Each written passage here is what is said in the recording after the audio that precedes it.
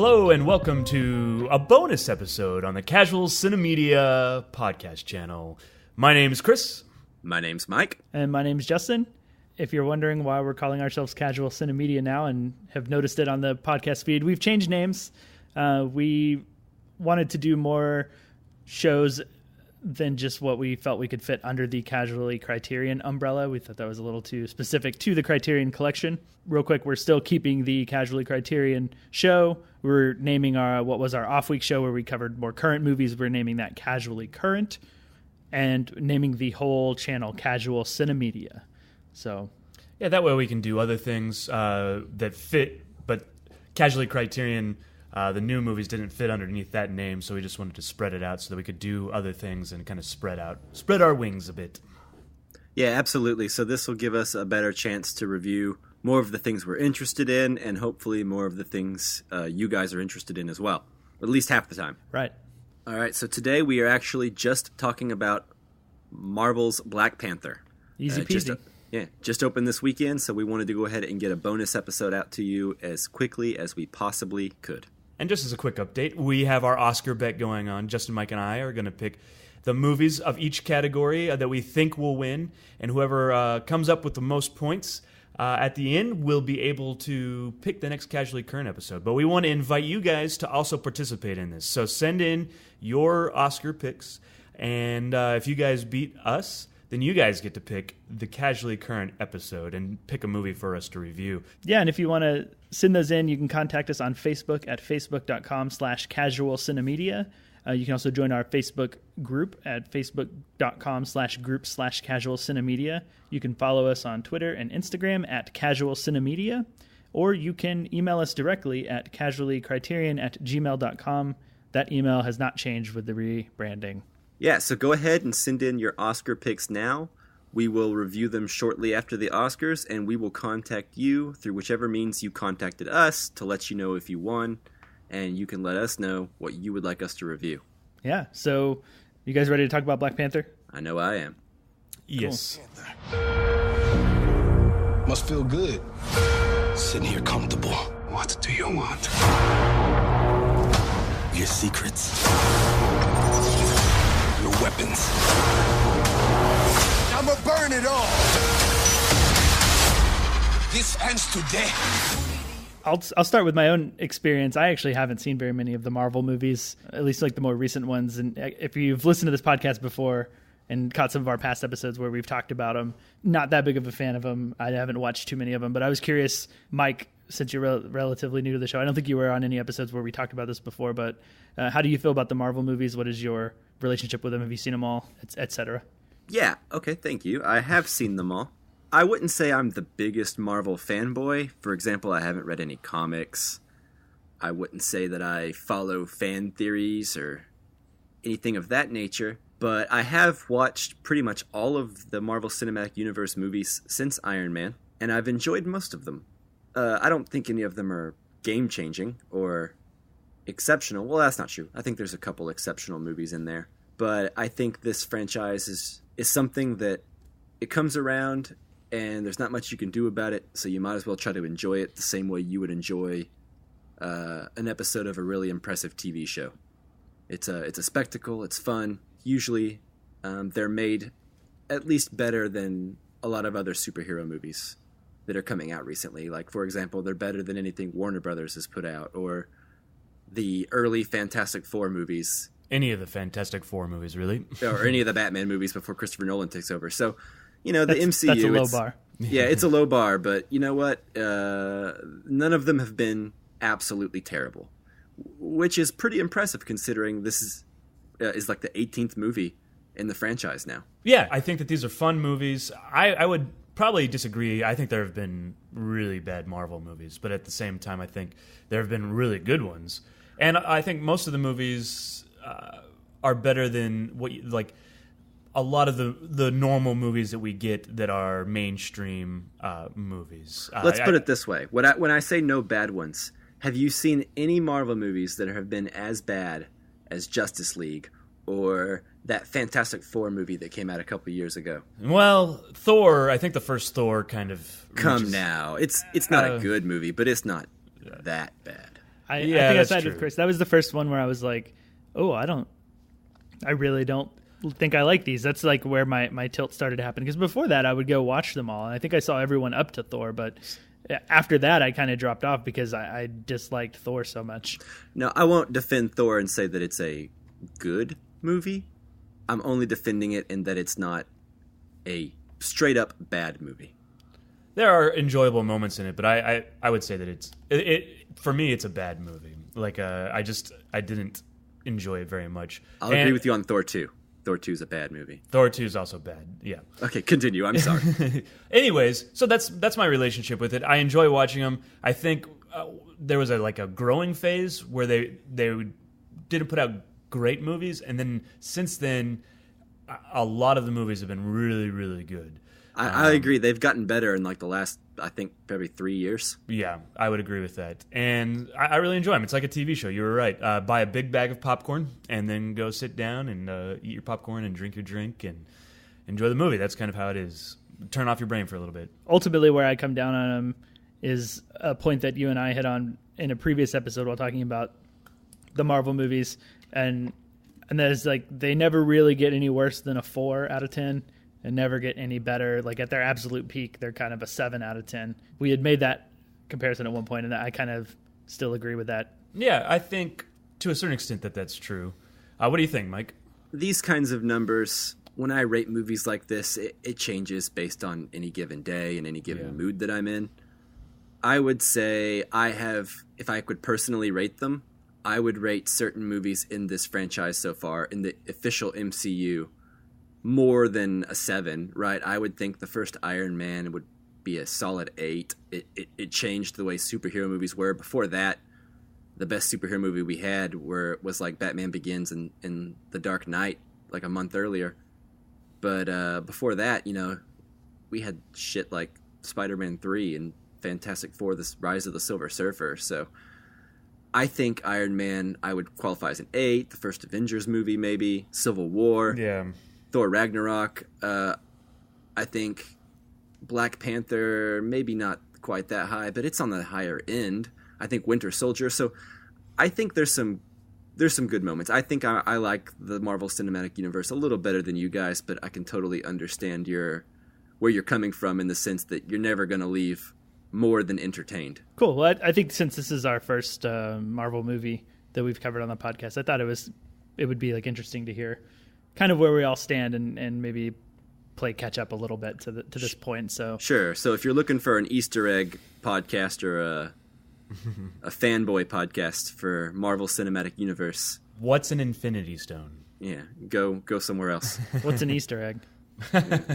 Okay, so before we get into Black Panther, we're going to do a non-spoiler section, and then we'll give you a good warning before we jump into spoilers. So first up, non-spoiler section, just general thoughts. Chris, you want to start? Black Panther is a movie that I really enjoyed. I really liked it. It takes things that we rarely see in cinema and puts it up on the screen, like the Afrofuturism. That might be a new thing. Do you guys know what the Afrofuturism is? I mean, I've heard the term in relation to Black Panther and can gather what I think it is, but is it a thing that existed prior to? I mean, it existed prior to. It's just that a lot of science fiction, the future, when we write our books, leave black people out. And so what they did was they would write books that were based, like the science and stuff was based in the African culture. And so the technology has roots in the African culture as opposed to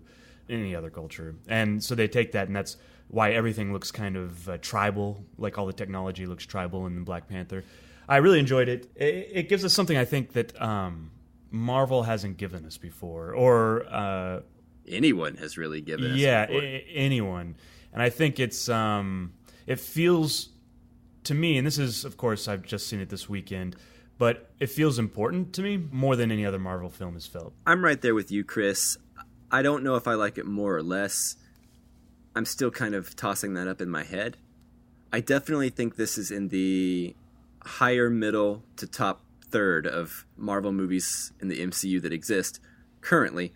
I agree with you that I do think this feels very important. When I'm sitting there on Twitter, on the casual cinemedia Twitter, going through things, I can actually see people going nuts for this movie. It's a good thing. It makes me happy, that a whole demographic of people that haven't had representation are finally getting something where this is a legitimately well-made movie that Disney, they hired the right people. They didn't try to shoehorn in white actors that were famous and popular. It's allowed to have an almost completely black cast with a black director. It feels nice that it actually turned out well, right? It feels good that it's such a big hit and that it wasn't just popular because of that, that it's a legitimately good movie. I feel people were saying similar things about Wonder Woman earlier this year, but I don't know if Wonder Woman was a good enough movie to back up being like the big superhero movie that drew in superhero movies for women as a success, right? I think this movie succeeds more in what it's trying to do than that movie did.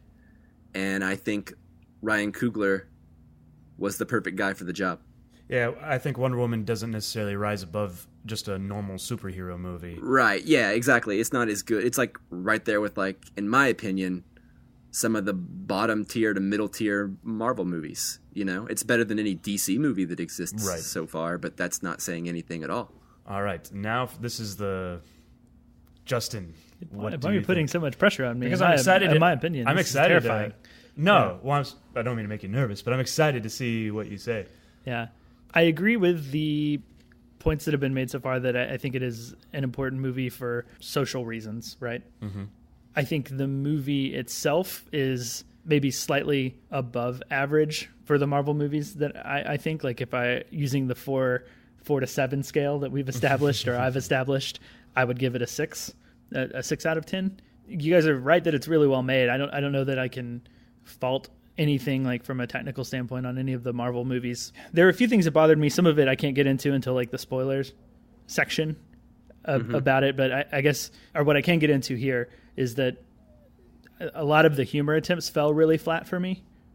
Like they kind of felt really out of place. And I don't know if that's a cultural difference, since there is so much like African culture in it. And I don't understand, I've never been to Africa or anything like that. Like I don't know if like the humor attempts just felt out of place because of my expectations of what Africa's like, I guess. Does that make sense? I don't know if this is going to be an accurate representation of any real African culture.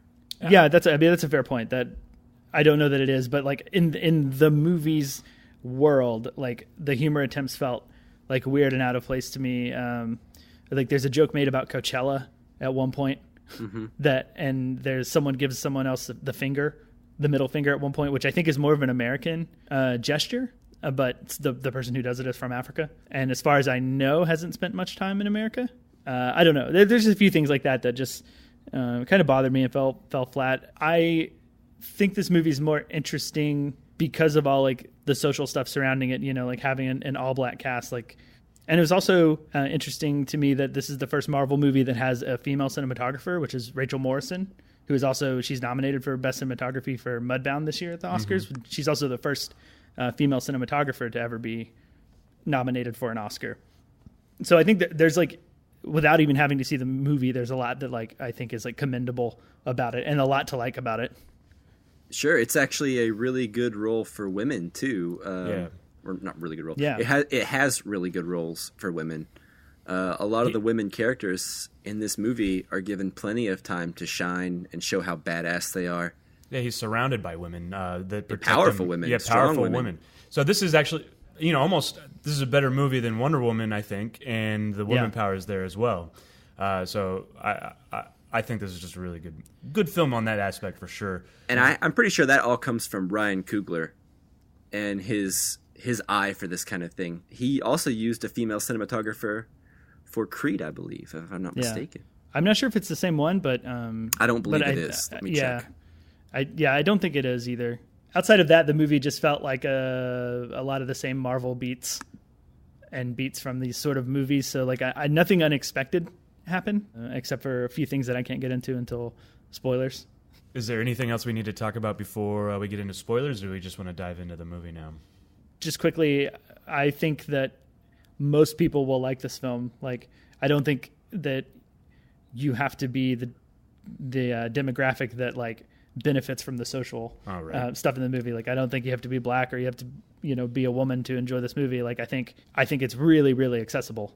Yeah, it's even in the Marvel universe. Like, I don't think, and you haven't seen very many of the movies. Did you feel confused at any point during the movie that like?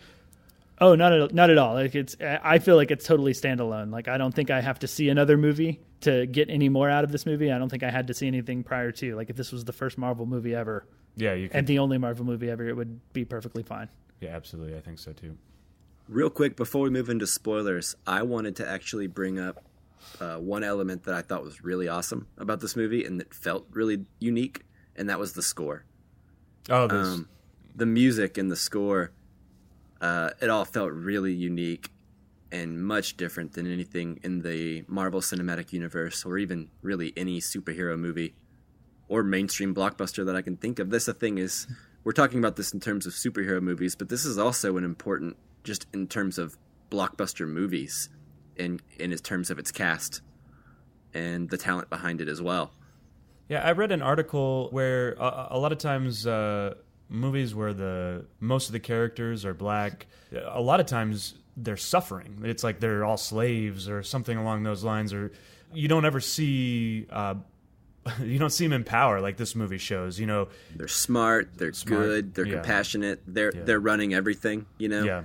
I just real quick about the score. I went to go see it on a Sunday at like 11:30, and there was a baby in the theater. Oh no! That was occasionally like crying, and there were a few times when the score kicked in because there's like the singing and stuff, and like when it would like fade in and they'd already be singing and the singing would fade in. I thought it was that baby starting to cry again a couple of times, and I was like, oh no! And then luckily it was just the score. Did you watch this with a packed theater though? Was the audience receptive to it, or was it pretty much just quiet? It was quiet other than laughter. There was a couple of like clappy moments, but it was probably about half full. I mean, it was before noon on a Sunday, so. Sure. I think the humor lands a little better when you have like a packed theater and people are into it, and you can kind of judge like, okay, well, I didn't think that was funny, but clearly a lot of people did, So that's kind of how I judge humor in a lot of these Marvel movies. Is it's never really for me, but it seems to be successful with most people that I watch them with. Does that make sense? Yeah. I actually enjoyed. What's the actress's name that played the sister?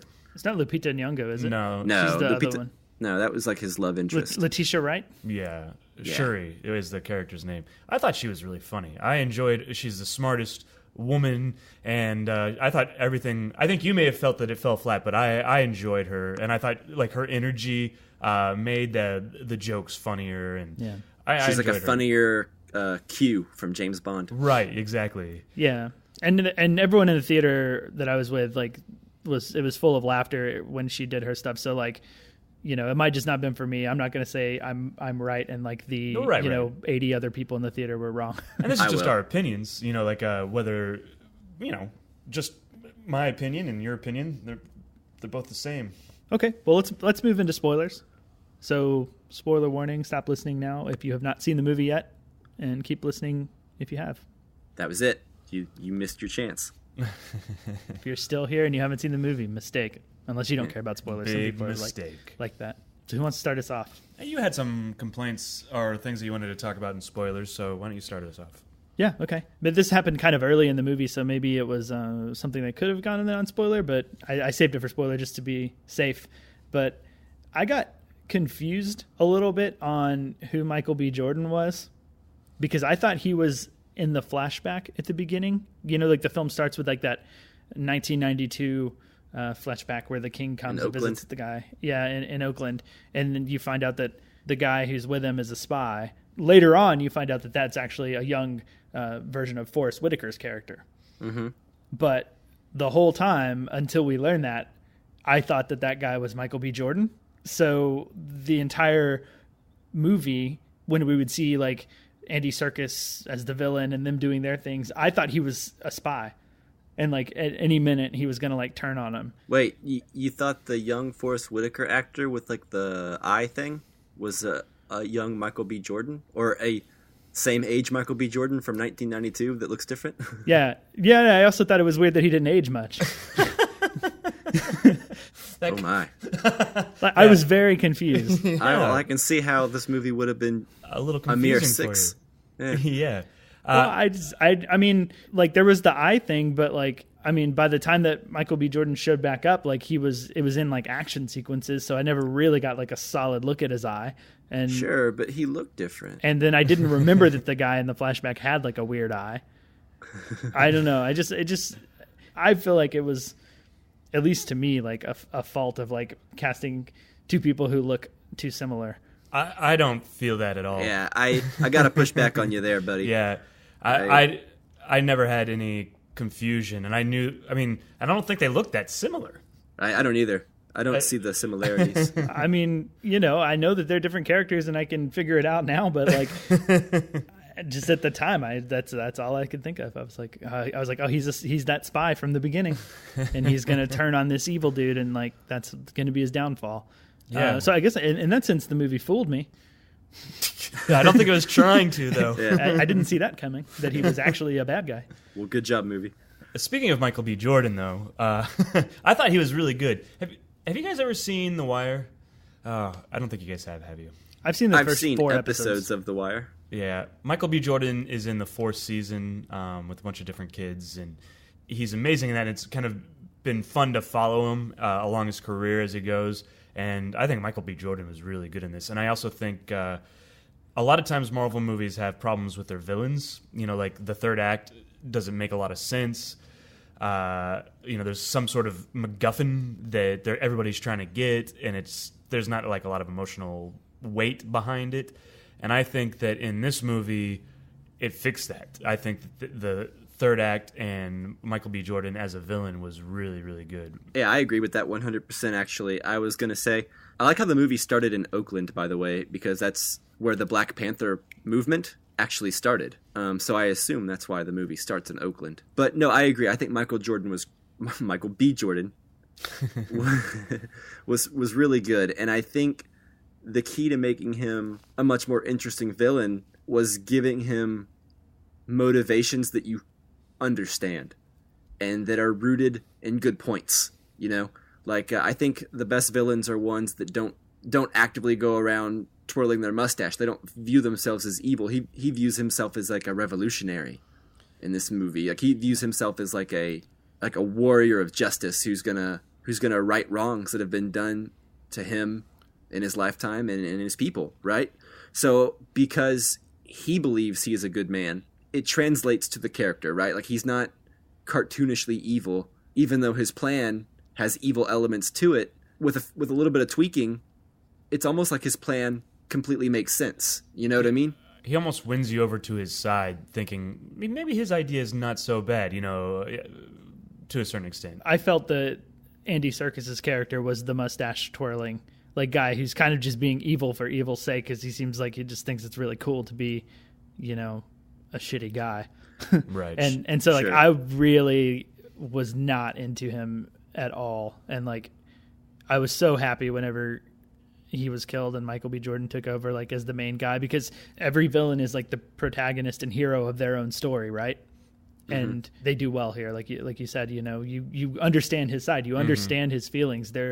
If the movie was about him, he would be the underdog trying to like do the right thing, in like a different movie.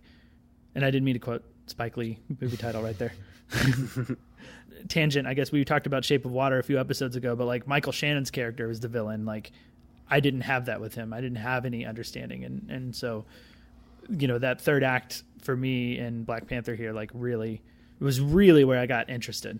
Sure. And we'll go back to some earlier stuff also, but since you mentioned the third act, I also wanted to commend this movie for not resorting to like a city being destroyed or nameless pawns that the main characters just have to fight. I mean, there's some of that, right? But it's all rooted in character and in politics that were set up earlier in the movie. Right, that makes sense. So, they have like 3 or 4 different fronts at the very end. You have the battle sequence with the 2 tribes, and then you have Martin Freeman flying the ship, and then you have Chadwick Boseman and Michael B. Jordan fighting, and you care about the characters on all of those fronts. You know who they are, and you care, you're rooting for them or against them depending on who they are.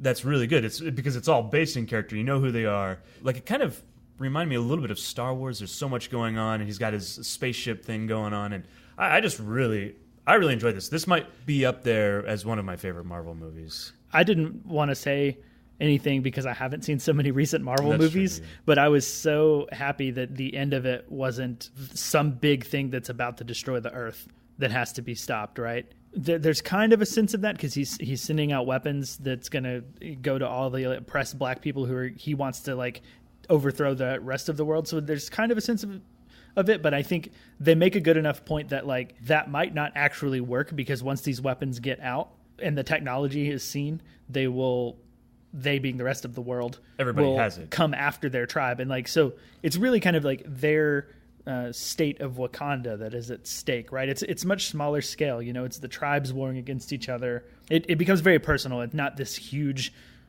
giant thing. And like, I'm just tired of seeing like the whole Earth at stake every movie. Right. And I agree with that, but we're about to get that in Avengers. It's true, but just a little pushback because I don't want to get a whole bunch of angry Marvel fans. It's not every Marvel movie where the world's at stake. That's only been like maybe 5 out of the 18 movies that the actual world has been at stake. And those are usually the team up movies. I just wanted to say that. I'm not saying this makes it better or worse. Yeah, I mean, I guess to be fair, like when I say every movie, I'm also like I'm including like most like Batman superhero versus movies. Superman. Yeah. Not specifically the Marvel movies, but all of the comic book superhero movies. Sure. There's so much of that.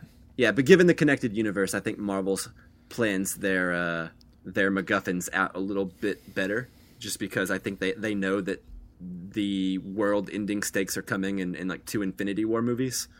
So I think they've been pretty careful to try to subvert the stakes. Although, granted, like I was saying earlier, most of it ends with like a big blue light shining up into the sky or a city being destroyed or some boring crap anyway. So it doesn't really matter if the whole world's at stake or if a city's at stake. It's either way, this movie subverts that in a really interesting way. Yeah, I'm absolutely complimenting Black Panther. Yeah, for the record, with that more than I am complaining about the other movies. And before we get too far into this, actually, I wanted to talk about the actual protagonist of the movie, T'Challa, the Black Panther. Did you guys tend to find his story like it reminded me a lot of the first Thor, which I know we were talking about earlier, and you guys described as a bad movie. I think this movie is much better than Thor. So much better. Yeah, but I also feel like in a lot of ways it suffers from a lot of the same problems. Like it has that really cool Shakespearean vibe, which differs a lot from the other Marvel movies, I think. Kings and royalty and castle intrigue. But what I also feel like it suffers from a lot of the same bland special effects problems. Like we're going into like this Wakanda might as well be Asgard, right? Yeah. Like it might as well just be like a big CG fictional place that doesn't feel real to me. So I tend to enjoy this movie and these other movies a lot more whenever we're in sets and we're not like in wide establishing shots of like this city that doesn't look real for a second. Yeah, I think that's one of the places where the movie felt really just on par and indistinguishable from some of the other Marvel films. And it looked great from like a cinematography perspective, I thought. Like it looked good, and was well shot. I think that there's one shot that I have a problem with. It's the one where Michael B. Jordan is walking into the throne room after he's become king, and everything's upside down. And as he's walking to the throne, it like does a full like 180 turn. I just thought that shot was a bit too like on the nose of like, oh, the world's turned upside down now. And turned like, on its head. Yeah, everything's backwards from where we started, and everything's wrong and upended. I just thought that was a little too on the nose and too like glaring of a camera movement for me. Took you out of it. Yeah, because I was thinking too much about the camera movement at that point, right? I remember that shot exactly. I was thinking of the score and how cool the score was during that moment. Yeah, I don't remember. I was too distracted by thinking about the shot. But so it's a pretty good looking movie. But like, I think you're right. It's like the special effects, the design of it, just feels very Marvel movie to me. Mm-hmm. Well, it's got to fit in with a compliment way. Yes, and it's got to fit in with the rest of the movies. So does when you it? saw that shot. Well, it does, because they have to look the same. Like, I mean, so when Captain America goes to Wakanda later, it's going to have to look the same. And part of the look for Wakanda was established in Civil War, Yeah. That being said, though, I didn't know I that. feel like they could make it look a little more real, in my opinion. But They can make it look better, but what I'm saying is they're all gonna look the same, and the Sure. movies, because they all exist in the same universe, the same world. I mean, the little Star Wars have Dagobah and Hoth that look nothing alike. No, but when Captain Is that America what we're goes to talking Wakanda, it's gonna look the same as it does when in this movie. right, but they could make it look better in the movie where he goes to Wakanda too, and they could just make a better design for Wakanda if they made it look throughout better. all the movies. Right. Yeah. But I mean, they all have to look the same. I don't know. Yeah, I get what you're saying. It's connected. It has to feel like a similar look, and they've already established the look. So Ryan Coogler couldn't just be like, "Screw it, no one remembers Captain America: Civil War. Right. I can do whatever I want." Yeah, It's part of an overarching story. right. Well, what I was going to say earlier, though, before we got sidetracked onto that, was the actual character of the Black Panther, T'Challa. I find his character to be kind of refreshing. He's got his own Tony Stark, so he doesn't have to be Tony Stark. You know, he's got his own Q, like his sister. He's noble like Captain America, but he's got strength. You know, I don't know. It's just interesting. It's like Batman meets James Bond meets Tony Stark, but he doesn't necessarily feel like a carbon copy of the same Of any of Captain those. America or Tony Stark characters that we've gotten before, right? He feels different. He feels like, okay, he's a king and he's got like responsibility on his shoulders that these other guys don't have. You know, it's not just about him. And I like that all that stuff a lot, like him being the king and having to deal with ruling the Wakanda nation and all of that. I do think that the actual Black Panther bits with him, like I think it suffered from a little bit of like the Spider-Man syndrome to me, whereas like I enjoy the parts where he's not Spider-Man and he's just being Peter Parker way more than when he's in the Spider-Man suit and fighting people. Are you saying because of the masks on his face, or Or just because action bores you. I just wasn't that into any of the action scenes with Black Panther. I thought he was kind of invincible, and as long as he had the suit on, so it wasn't like it's like nothing's ever going to hurt him. he is pretty invincible? And Yeah, I think I that's kind of boring. don't like that. Yeah. Yeah, like I that's kind of agree like with what doesn't work about Superman in the Justice League DC universe. So I just thought like it was a lot weaker for the actual like superhero Black Panther action scenes than it was when it was him as a outside of the suit as a character dealing with everything else, which I thought that was all quite good. Right, which is why you have to have that plot of him losing his powers and fighting Michael B. Jordan on the waterfall thing, because he lost his Black Panther powers at that point, so They have to be equal. The stakes Yeah. are there. What did you guys think of the casino sequence where Martin Freeman first shows up? I really enjoyed that, and although he may be invincible, I thought it was a lot of fun and enjoyable. And I think, wasn't there a gun at some point that could hurt him? Yeah, I think of Michael B. Jordan, the guy's like arm, like Andy Serkis's arm opens up and has a gun that can actually hurt him, and Michael B. Jordan fired something at him, and I'm not sure how much it hurt him as much as it just like it had enough momentum behind it to throw him off. Yeah, the ring is what Michael B. Jordan, he just had it around his neck, and so when Black Panther went to stop him, the ring stopped him from being able to stop him at the beginning part. But then the casino, the sequence, what did you guys think about that? Yeah, with like the one shot where it goes through like all their different fighting styles. Mm-hmm. I thought it was pretty cool. I think it's cool like how each one of them are fighting differently. Yeah, I really like the guard lady. Like anytime she was fighting and pretty much doing anything. The girl from Walking Dead? Yeah. Yeah, I didn't know she was from that because I haven't seen that. But was it Danae Guerrera? Her name in the movie is Okoye, or I thought everything with her. Like I think she's great. I would watch another like a movie that was just about her if that was necessary. I don't know that it is, but I like her a lot. She's probably the best thing about Walking Dead now, but that's not here. But yeah, I really enjoyed that sequence, and you're right, she was really good, and just in general, she was really good in the movie. Yeah, I like the one shot. I'm a sucker for one shots, so. No, I agree 100%. Although I doubt that was actually one fluid shot. Oh, right. Or the illusion. I'm a sucker for the illusion of one shot. Yeah. One thing I really liked in this movie was I like how Martin Freeman's totally down to be like a token white guy. Yeah, so character. The two guys that were in this was Andy Serkis and Martin Freeman. They were the Tolkien white guys. Clever. Because of The Hobbit. I get it. I thought Martin Freeman was actually going to turn out to be a bad dude. Yeah, Because he's white. Not only because he was white, but also because he was part of the government and the American government, which Yeah.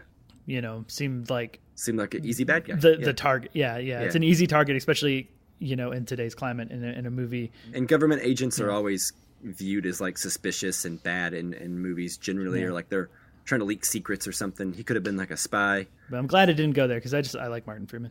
Yeah, I think. Well, he was also. This is not his first movie that he's appeared in the Marvel. He plays this character in Civil War.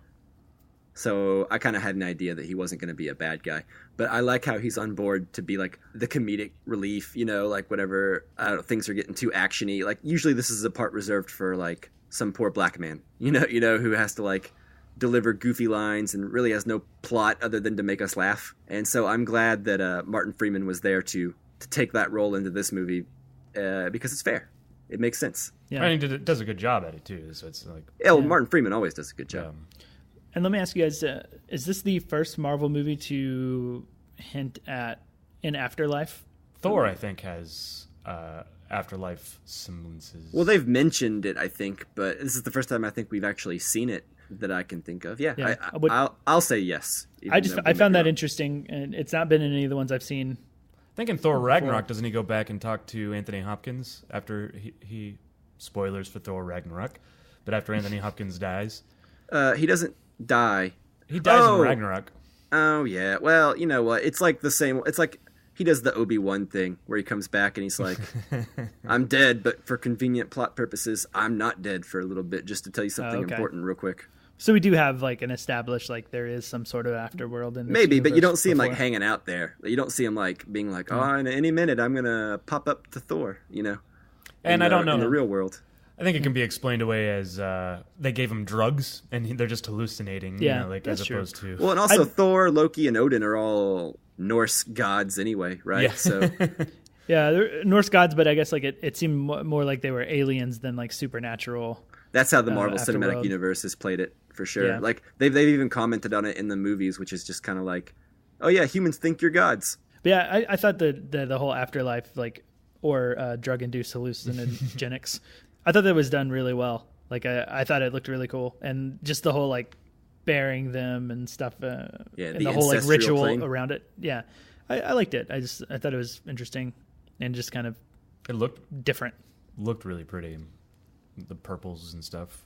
One thing before we go, I wanted to talk about the first after credits sequence, where T'Challa comes up in front of the world and says that Wakanda is about to start delivering aid to everyone going forward, and he says, what does it say, that like only the foolish build walls while smart people build bridges or something like that, something to that effect. I think it's funny. This movie was probably written before Trump was president, but I think that it's a very timely message for this that scene also could have been shot after Trump was president.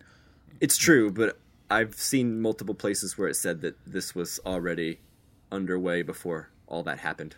I do think that there is a section of the world out there that will see this movie and see all of the very obvious, like on the nose, sort of like current social commentary that it's making, and like ideas like that. Like that line specifically, we don't need a wall. We need to start building bridges. And right, and also Killmonger's last line is a little not bad, but it's certainly blunt and on the nose. Which I actually did you like that last line, by the way? To either one of you, I thought it was actually pretty poignant. I thought it was delivered well, and it had a good impact on me. What did you think? I can very easily see myself like, and conceptually not liking that line. Right, but exactly. But when it happened, I was like, "Oh, okay, yeah, I get it." And exactly. It's done well, and it could easily not be. And that's something that can. That line is. I liked it, and one of my friends didn't really like it the way I watched it with, but that's okay. But like, it seems a little on the nose. Yeah. I think because also that line blames Wakanda. Wakanda stayed out of that, and they could have stopped the slave trade at any time. They could have, if they had wanted to, they could have joined the world and stopped those things from happening. And so that line lays the feet of blame on Wakanda. I think I was a little put off by the bouncing back and forth by the Wakandan people from African to English. It seemed like appealing to like the mass people, and having them like whenever they really had to talk about a lot, they would talk English, and we just have like a couple of lines of like I guess Wakandan. I'm sure it's like a real African language that's not called Wakandan, but It is a real African language. yeah, whatever. I don't know what that is, but they're speaking the African language, and we have subtitles, and then they'll go to English and talk like the rest of the conversation in English. It would feel a bit more real to me. Like that feels like service to people who don't feel like reading subtitles to me. I'm sure it is a little bit. I didn't pay that close of attention to the subtitles. If you were to ask me right now, I would say that it was like, were they talking amongst like mixed company, like or were they just like alone? The big one that bothered me the most was when he went to like the ancestral plane and was talking to his father. Oh, he started off talking. They start talking in African, whatever African language it is, and then they move to English. And a couple times they go back to the African language. It seemed like they just put the really important lines in the African with the English subtitles. Was it or like not important, but like the really like strong emotional lines? Was it like an African phrase or something? I don't remember. No. Just no. What do you think, Mike? I can see how that would bother me if I had noticed it, but I didn't. So, fair enough. It might just be me being overly picky. It's just, it's kind of like the Tom Cruise movie that came out forever ago. It was like Valkyrie, where he played the German officer, but like he just spoke English the whole time. But in that movie they did the same thing that what is that movie with Antonio Banderas that Michael, the 13th Warrior? Yeah, Michael Crichton directed that, I think, or something. Like they do the same thing in that movie where like they start talking in a different language and then like it crossfades the audio into English. Right. It's as if we've learned it. Yeah, it's as if like we've adapted. Yeah. I don't think that would have been better, but they don't necessarily do that here. I don't know. I thought that it would have felt a little more authentic to me.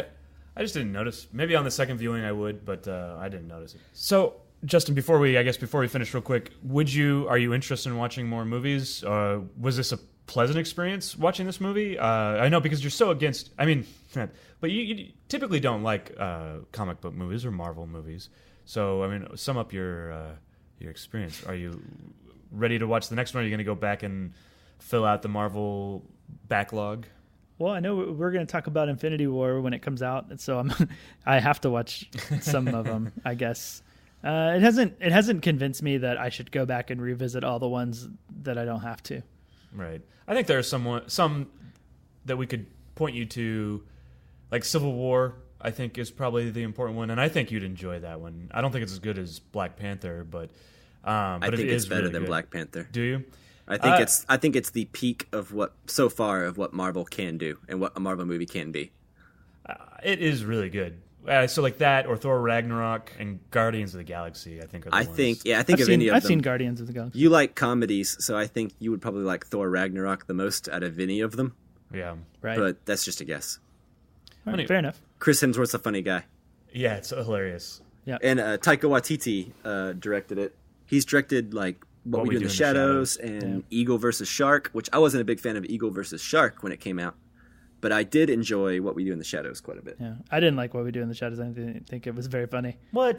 That was hilarious. I don't know. We can do a show on that someday. We can get into it, but I didn't like it. So, Well, direct all that hate towards Justin, please, if you've got any. Okay, so that's it for the bonus episode. Thank you for listening. Thanks, Jake Wagner Russell, for creating our outro music. You can find more of his music at soundcloud.com/bopscotch. Yeah, if you want to send in your thoughts on Black Panther, you want to send in your Oscar predictions, you can do so on Facebook at facebook.com/casualcinemedia. You can join our Facebook group and talk to us there. It's facebook.com/groups/casualcinemedia. You can follow us on Twitter and Instagram at casualcinemedia, or you can email us directly at our still unchanged email, casuallycriterion@gmail.com. The next episode we will be releasing is Casually Criterion episode on The Silence of the Lambs. So we'll see you then. That was... Maybe don't put that in there. Yeah. Was that Chris's attempt at Anthony Hopkins? Yeah, I think we have to leave that in there. Oh, let's stay in. Yeah. All right. That wasn't a bird. That was Chris. Till next time, goodbye. Bye. That was much better.